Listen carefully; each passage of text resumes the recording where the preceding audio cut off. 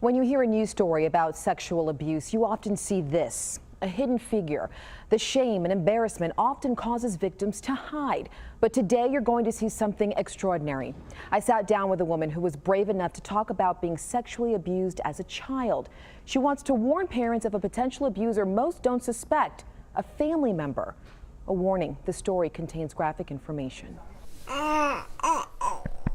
When you have a 4-month-old, there's a lot on your plate. You go. Cooking. I'm trying to take my teacher certification exams. It's a lot for this Garland mom to juggle. I actually am taking parenting classes. But there's one lesson Melissa learned when she was just 4 years old, when she started being sexually abused. The only way that I was able to get another popsicle is if I touched him and if he touched me. In her own handwriting, Melissa details dozens of times she was sexually abused. Court documents show it started with her step-uncle and then her stepfather. When I was 6 years old, he said that he was going to touch me and he was going to give me some pesos. Then a second step-uncle. In the bedroom, his bedroom, whenever my mom wasn't home. Trusted people in a trusted place. I doubted everything I did. I doubted who I was. Melissa's story made us question just how often this happens. We asked the Texas Public Sex Offender Registry to analyze the more than 90,000 profiles in their database. Based on information reported to them, 33% of active registrants have targeted a relative, someone the child probably sat right next to at the dinner table. We see it every day here.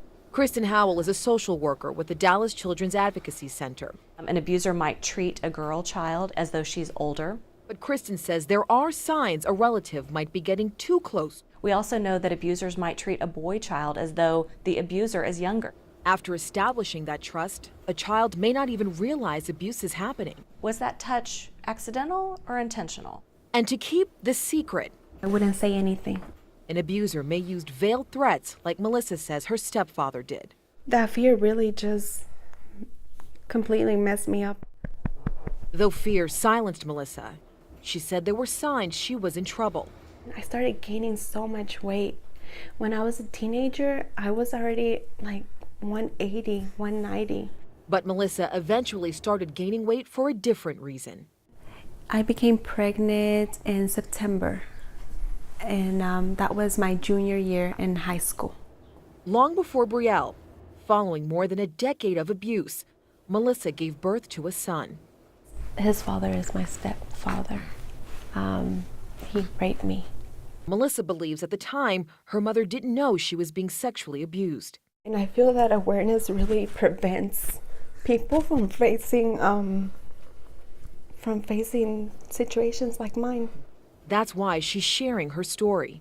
You have to pay attention to your child. You have to know your child. Melissa eventually found the courage to report her stepfather and 2 step-uncles to her high school counselor. They served time for their crimes.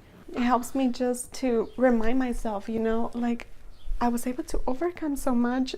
Melissa's son is now 10 and lives with her and her husband. All he knows about his father is that he's still in prison. She asked that we not show him on camera. Whee! Now on her second take at motherhood, That was fun. Did you like that? Did you like that, Mama? she's always aware. Did you like that? Mwah. Let's go for a walk. She questions everything and walks daily with the pain of her past, You okay, Mommy? but says she's a better parent for it and hopes you will be too. You wanna talk already? Alicia Laventure, Channel 8 News.